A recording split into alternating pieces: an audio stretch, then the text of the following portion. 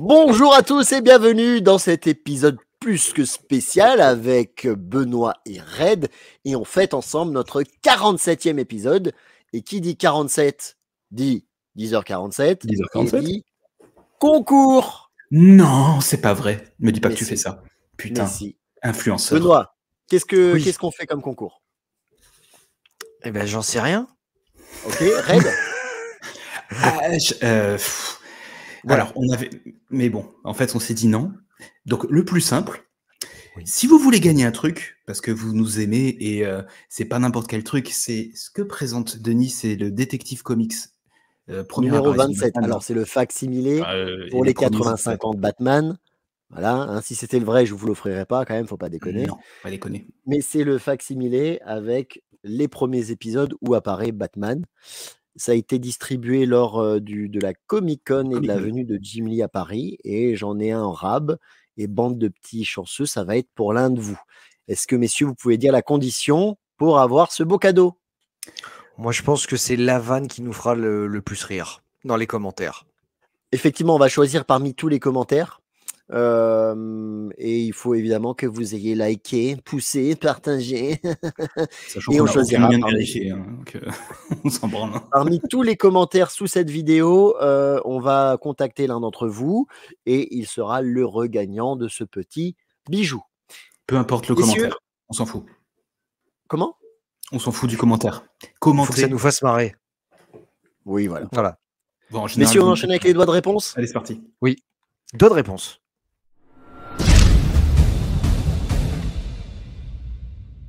Moi, je vais revenir rapidement et ensuite je vous les laisse. Parce que je voulais revenir sur les commentaires de Kung Fu's Fighting, mais également le commentaire de Nicolas Esperanza 1982 et enfin sur le commentaire C'est des de habitués, hein. Vince, voilà, Vince BN 9VX. Globalement, ils disent que j'ai des goûts de chiottes. Et pour vous, j'avais un petit truc que j'avais préparé, du coup. Ah oui, c'est ça.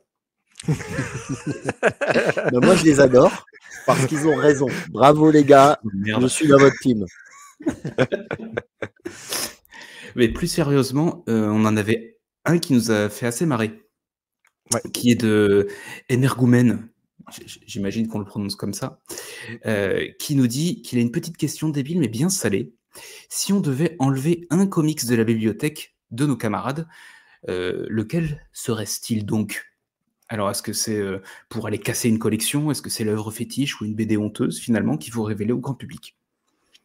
Et bien évidemment, pourquoi est-ce qu'on enlèverait tous East of West à Benoît? Merci. Ah, mais il est en 3 volumes. On t'enlève le 2, comme ça, tu as le début, la fin, et puis le milieu. C'est pas mal. Le problème, c'est que toi, je veux bien t'enlever le Batman Silence, mais t'en as 18 exemplaires. Donc Bah ça oui. sert à rien. Ou l'artiste édition. Tu enlèves l'artiste édition. Juste pour le Ouais. faire chier sur la Il y en beauté a pas. du truc. Il n'y en a pas de sur silence, Mais malheureusement. n'importe lequel autre artiste Merde. édition, on s'en fout. Pour Benoît, moi, j'aurais envie d'enlever le tome 9 de Invincible, parce que d'après Thierry Mornay, retrouver la vidéo dans laquelle on en parle, c'est la plus compliquée à racheter, en fait. C'est vrai. Moi, j'enlèverais une édition en blanc chez Red. Je lui enlèverais bien Donc ça, le non, mais je l'ai Batman année 1. Ah bah non, tu l'as pas. Tu veux parler de celui-là? Ah, bah il l'a. Alors l'autre, Attention, pardon, je t'enlèverais bien Killing Joke. Bah non, tu l'as pas. Je t'emmerde. oui. Moi, Denis, je t'enlèverais un omnibus d'un Spider-Man ou d'un 100%, comme ça, mais pile pareil en plein milieu. Comme ça, au Non. moins, tu peux bien rien suivre. Non, je veux bien que tu m'emmènes, Un que tu Deluxe. m'enlèves le dernier omnibus de Spider-Man la Beyond là. Ça, tu peux me le dire. Le but, c'est Ah pas oui, de te soulager de tes trucs. hein. On est d'accord, c'est de la merde. On y reviendra plus tard, je pense, dans On une y autre reviendra vidéo, bientôt. mais voilà. Et dernier doigt de réponse, c'était le BD Addict, Red qui s'offuse d'une blague sur Dick. C'est donc ça le multivers. J'ai trouvé ça super drôle. Ouais. Vous nous avez vraiment fait rire sur ces commentaires. Donc n'hésitez pas à liker, à partager, à pousser. N'oubliez pas, on poste des commentaires sur cette vidéo-là. Celle qui nous fera le plus rire gagnera la BD qu'avait Denis dans les mains. Voilà, Merci. on passe à l'épisode. Parti.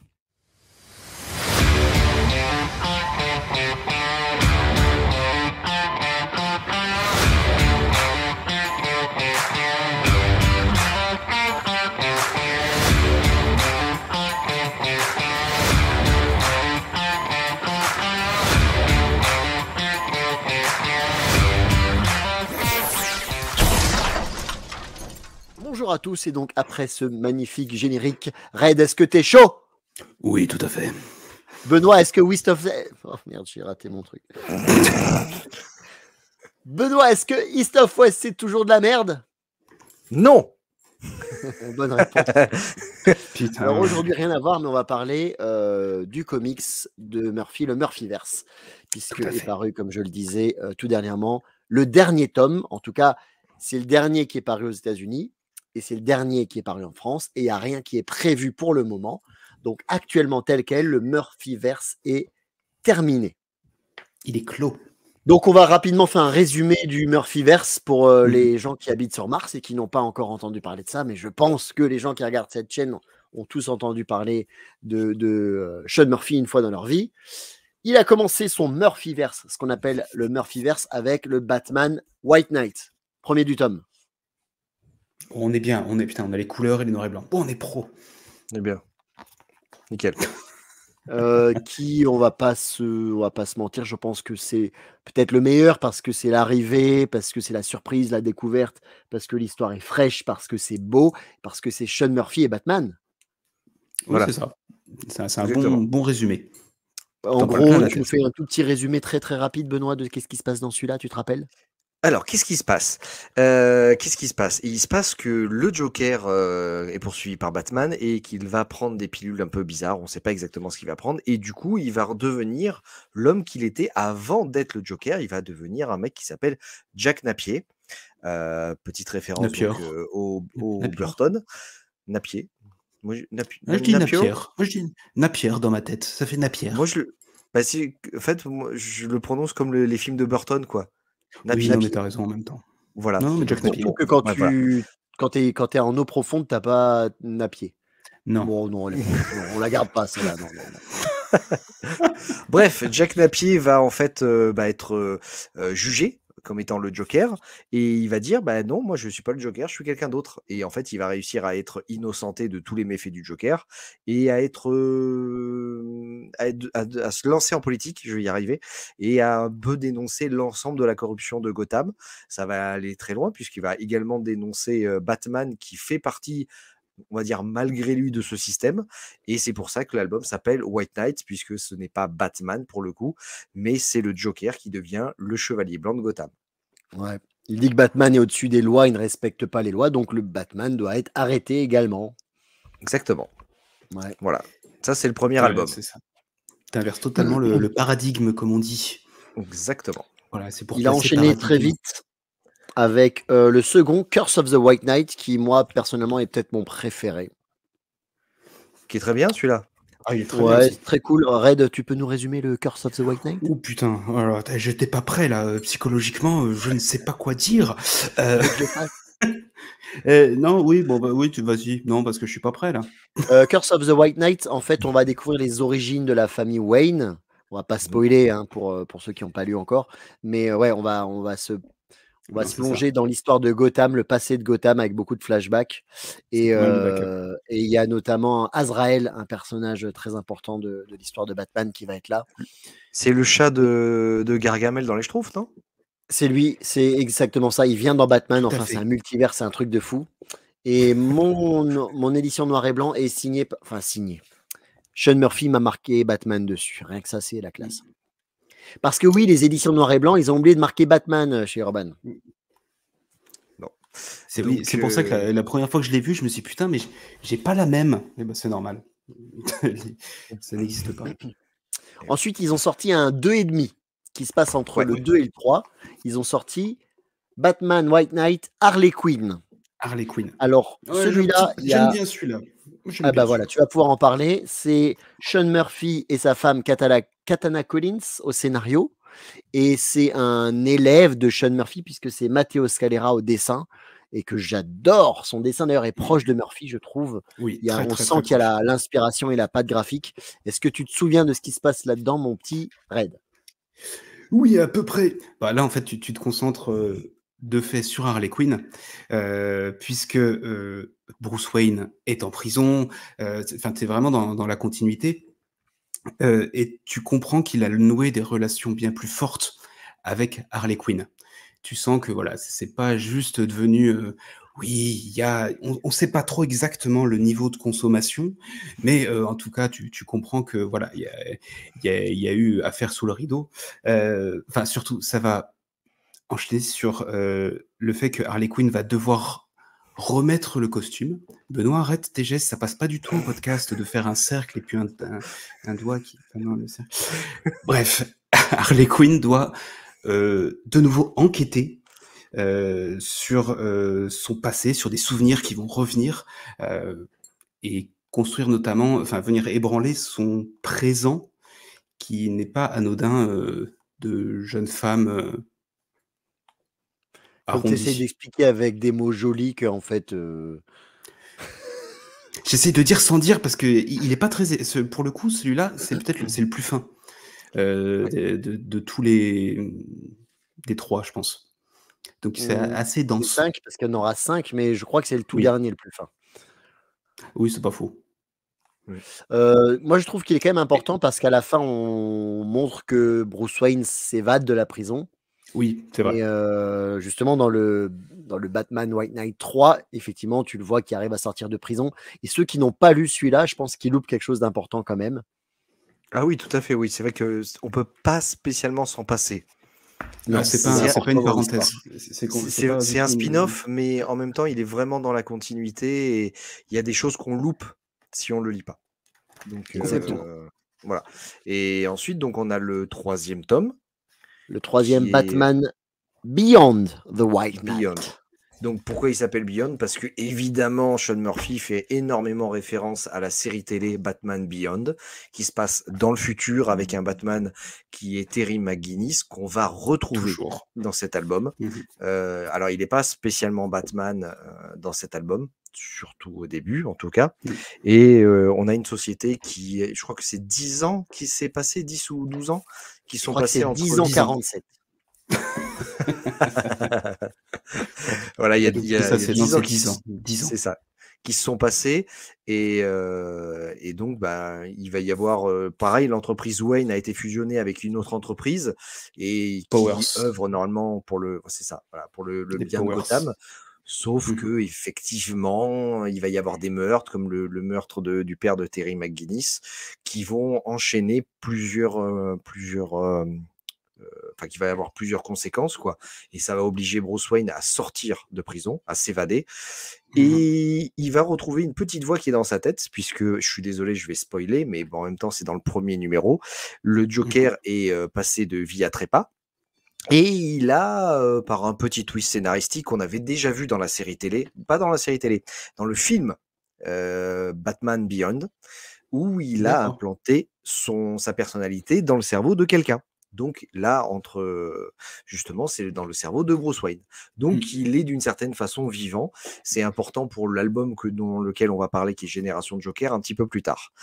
Et c'est un bon album. C'est peut-être, on va dire, moi, il m'a fait kiffer parce qu'on retrouve Batman Beyond, on retrouve ce costume que j'adore de cette série futuriste. D'ailleurs, je vous recommande énormément de lire les BD de Batman Beyond. Et au niveau du dessin, je trouve que sur la trilogie, je trouve que c'est là où Sean Murphy est le plus.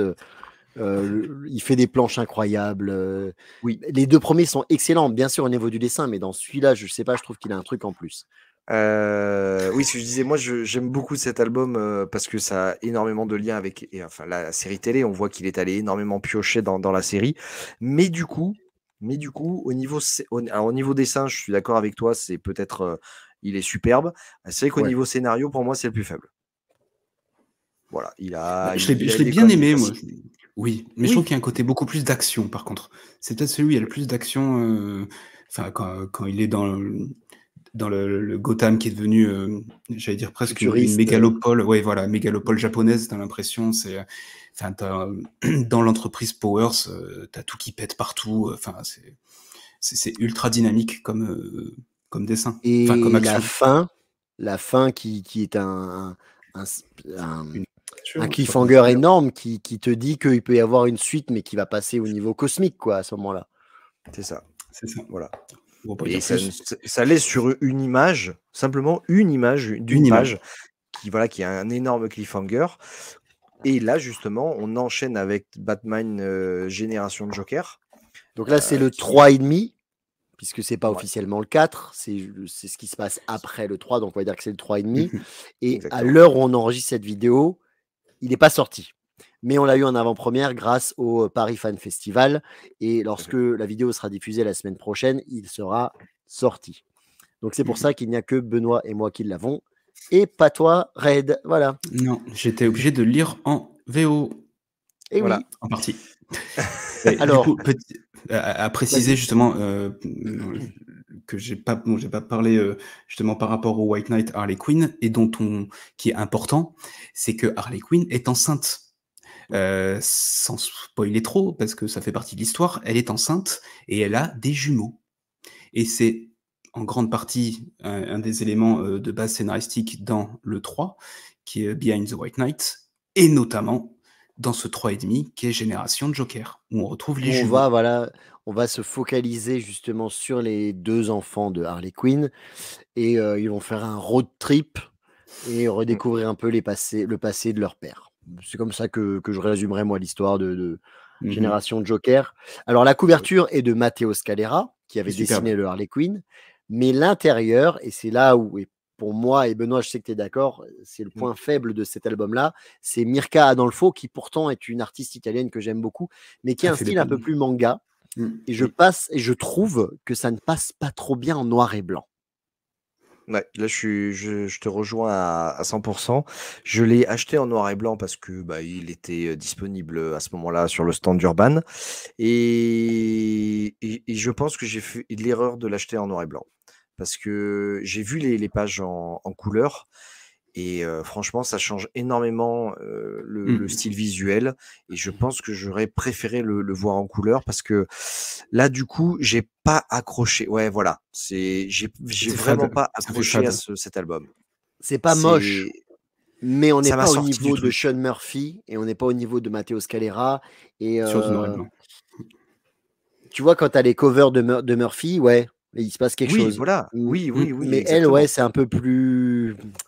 Pas brouillon, c'est pas un bon mot parce qu'elle dessine bien, attention, mais je Il sais y pas. a des très belles planches. Par contre, moi je l'ai lu en couleur.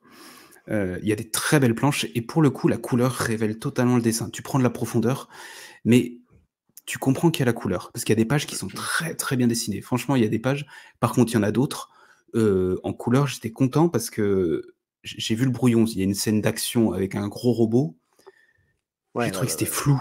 Donc, je pense que d'abord, elle doit peindre directement en numérique ou machin et que elle doit le faire en couleur tout de suite et qu'ils ont dû enlever la couleur pour l'édition là. Je pense.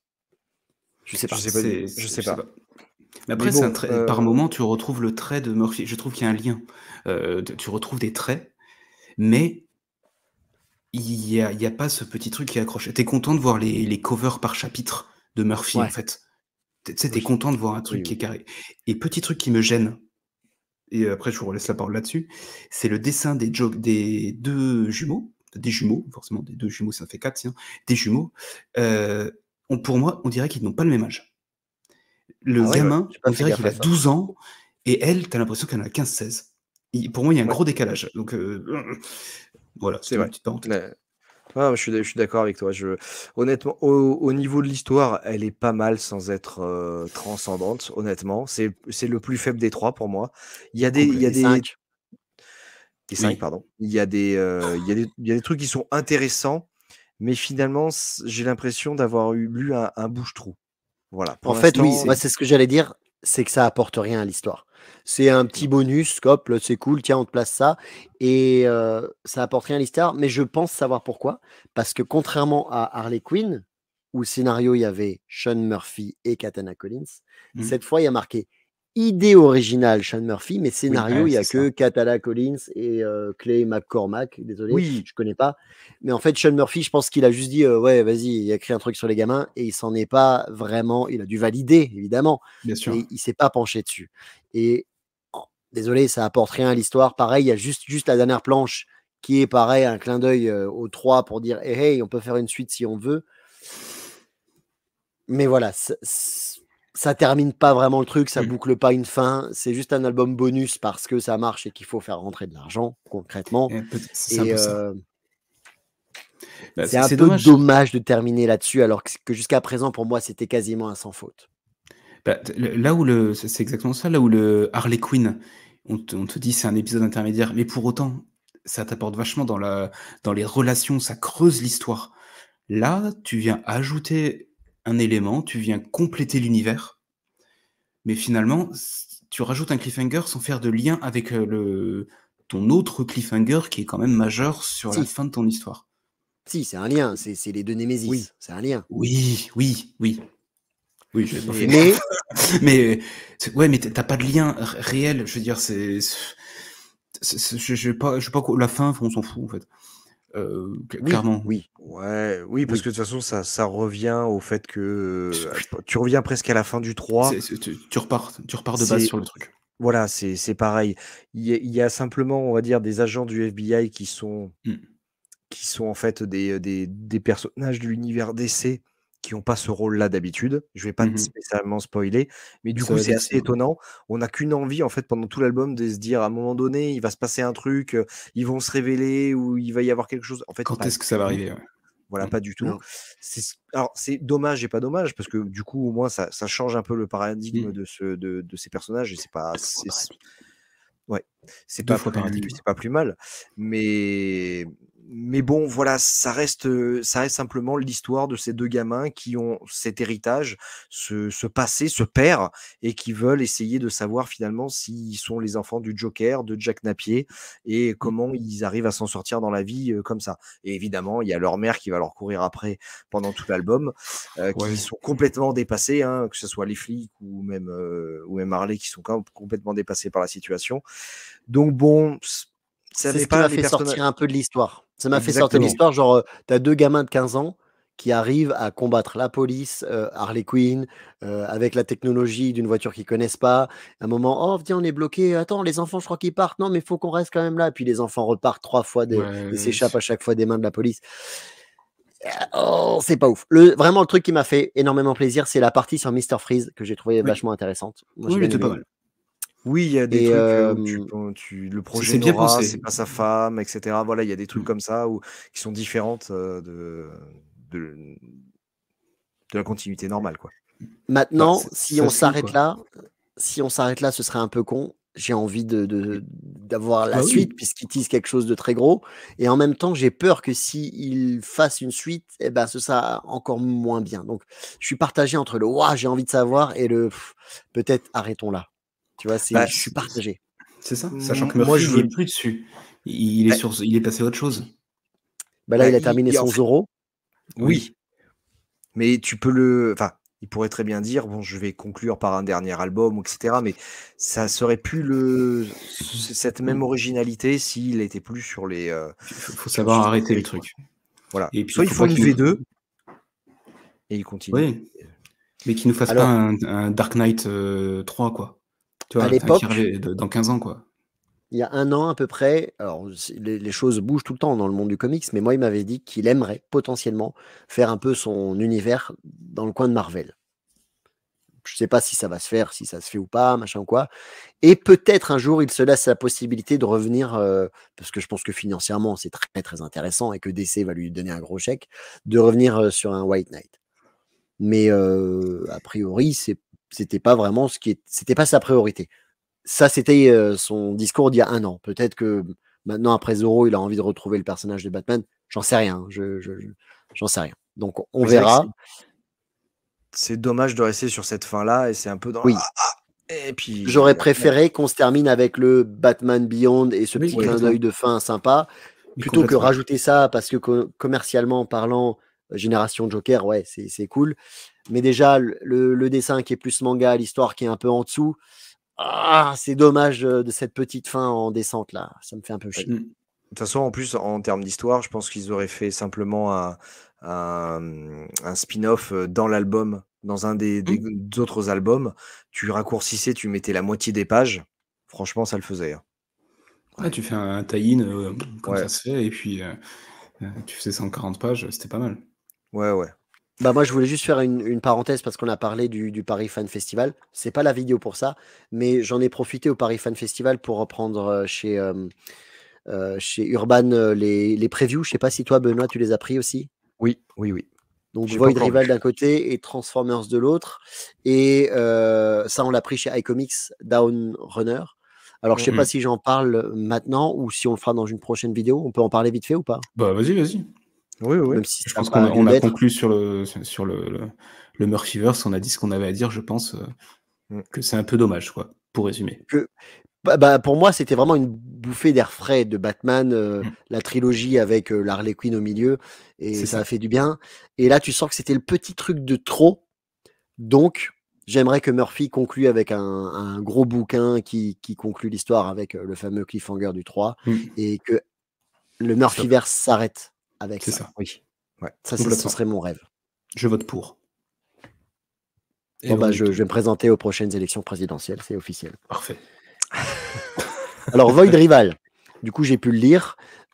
C'est l'entrée des Transformers, en gros, comment ils appellent ça? L'Energon Universe. Oui, l'Energon. Chez, Ouais. L'Energon. voilà. Chez Urban. Et bah, ça m'a donné envie de lire la suite. Parce que c'est Kirkman au scénario et que c'est bien ficelé. Et au dessin, c'est Lorenzo De Felici qui a donc fait Chroma. Chroma et surtout avant qui avait fait le Oblivion Son. Qui est génial. Oblivion Son, ouais. Et pareil, il est très bon dans les relations entre les personnages, Kirkman, et puis il y a un peu d'action et des sentiments, ouais, c'est très très bon. En revanche, Transformers, Côté. pourtant ça me hypait et tout, je me dis tiens, Kirkman il a acheté les droits, il peut faire un truc cool.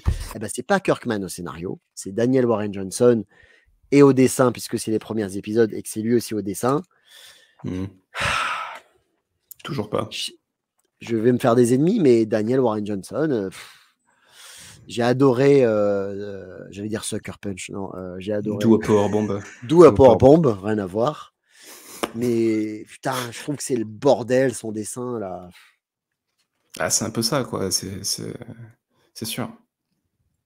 Bon, et puis il y a des camions, quoi.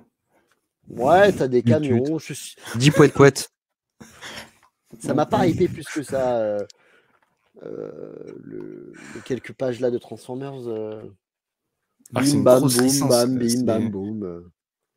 C'est pas ce qu'on recherche, nous, dans nos lectures. C'est sûr. Tiens, tu veux un camion? En voilà un de camion. Ah oui, gros camion. Ouais, et après, il y avait le Dawn Runner de... Ouais. Donc voilà, je pense que je vais acheter Void Rival, mais peut-être pas Transformers, je crois pas. Et Down Runner, tu l'as lu, Benoît? Je l'ai feuilleté, je l'ai pas encore eu le temps de le lire. Moi, je l'ai lu, je vais m'acheter l'artiste édition. C'est ah non, mais je vous assure. Avec je suis pas fan des dessins, honnêtement, je suis pas. Moi, j'adore. Vas-y, fais voir du coup à quoi ça ressemble. Pourtant, c'est quand même plutôt... ça a l'air très beau. Ça tire un peu vers... C'est entre le manga et le franco-belge, c'est particulier. Oui, mais j'ai pensé aussi un peu à Jérôme Opena qui fait ce que tu as adoré, là, qui fait Seven to Eternity. J'ai trouvé qu'il y avait un peu d'inspiration, j'ai trouvé qu'il y avait un peu de Coipel dans certains personnages. Mais putain, qu'est-ce que c'est beau. En sachant que ça sort qu'en octobre, hein, il faut être patient. Oui, en octobre, et la version standard coûtera 40 balles. Ah putain, j'allais vous demander les prix parce que j'ai lu que ça passait, c'était... Alors ils ont expliqué visiblement le coût, et ils étaient transparents sur le coût, mais on leur reproche souvent à iComics le coût de leurs éditions. Mais alors là, 40 balles pour la base, ok. Ouais, 40 balles pour la base, et pour la version collector, quoi, en noir et blanc, etc., 50. Mais c'est épais du coup Par contre, c'est en grand format. D'accord, c'est pas en très grand format, etc. En nombre de pages, je me rappelle plus. C'est un artiste édition. Et pour vous dire, 50 € pour un artiste édition, remis dans le contexte, c'est pas cher. Normalement, ça vaut beaucoup plus cher que ça. C'est pas juste un noir et blanc. Non, c'est grand format, type planche originale. Et du coup, je me dis, une version classique à 40 ou une version de grand format à 50, vaut mieux prendre celle à 50. Quitte à profiter du truc. Si tu peux mettre 10 balles de plus, oui, je comprends. Bah, ça fait cher le enfin, ça répond à une vidéo que Max a fait, Max Faraday a fait il y a pas si longtemps, où il parlait du prix des comics. Putain, enfin ça fait 40 € juste pour acheter un comics, quoi. Ça Enfin, fait chier. franchement, Bon, après, c'est-à-dire que t'en achètes 2 par mois maintenant, au lieu d'en voilà, avoir après c'est un one shot. Ça parlera de robots, grosso merdo, avec dans la preview qu'ils nous ont donné un petit twist à la fin. Comme, ça fait un peu penser à Pacific Rim, d'après ce qu'on nous a expliqué, avec des monstres, voilà, des kaiju qui attaquent de temps en temps. C'est des kaiju et des robots. Pourtant, je suis pas Voilà. le public cible, mais vraiment là, le teaser, il est bien fait, il m'a accroché. Bon, pourquoi pas. Grosse annonce à suivre. Ouais. Moi, ça me hype bien aussi. Mais c'est cher. Voilà. Oui, c'est cher. Je sais pas si ça suivra. J'espère pour le titre, hein, mais je sais pas. J'ai un doute sur le fait que on n'est pas. Enfin, je suis pas sûr qu'en France on soit le public pour ça. Je peux me tromper, hein, mais on avait déjà. Qu'est-ce qui s'était sorti? C'était Ultraman, non? Ah oui, chez Delcourt. Ouais. Ultra Méga. Si, c'est Ultra Méga. Ultra Méga. Ouais, il y a que le tome 1 qui est sorti. J'ai pas eu connaissance du tome 2. C'est très très bien. Moi j'ai adoré parce qu'il y a beaucoup, il y a pas mal de fond, mine de rien, mais c'est de la baston, c'est du sang, c'est des boyaux. Je crois que c'est Daniel Warren Johnson aussi qui l'a dessiné celui-là, pas dire de conneries. Mais voilà, et j'ai l'impression que le tome 2 n'est toujours pas sorti, peut-être qu'il sortira jamais. Donc je sais pas si en termes de méca et de kaiju, on est le public cible, vraiment. Pourtant, je crois qu'on est un des pays qui lit le plus de mangas, si c'est pas le deuxième au monde, tu vois. Oui, c'est vrai. Mais bon, peut-être pas ce genre de manga-là. Ouais. Je sais pas. Voilà. Ouais, on a la frontière, là. Peut-être. Ouais. Peut-être ça. Bon. On verra bien. Et puis 40 balles. Ouais. Après, écoutez. Et pour un lecteur de manga, enfin, je connais pas du tout, mais de ce qu'on peut voir dans les vidéos ou quoi, le lecteur de manga, c'est pas son budget non plus, 40 à 50 balles l'album. Avec ça, il en a 4, quoi. Enfin, je dis peut-être une connerie, hein, mais c'est de ce que j'ai compris. Donc, voilà, c'est pas le public, dans ce cas-là, lecteur de comics, mais le lecteur de manga, c'est pas son budget. On en reparle en octobre lorsque ça sort. Ouais, complètement. Voilà, des choses à rajouter? Non, c'était un petit truc sur Murphyverse. La prochaine vidéo aussi, pareil, on va s'intéresser à un univers. On vous spoile pas, mais semaine prochaine, je pense que Benoît sera très très content. Oui, très très content. Oui, très très content. Très très content. Très content. Et c'est pas East of West. Non. Et c'est pas Buffy. Non plus. Un dernier petit mot avant de conclure. Merci à tous ceux et toutes celles qu'on a rencontrés au Paris Fan Festival, qu'on a croisés dans les allées. On a parlé de Yann la dernière fois, mais je voulais dire un grand merci à tous ceux qu'on a rencontrés, à qui on a pu échanger, prendre des photos, etc. C'était très cool. Donc merci à toutes et à tous.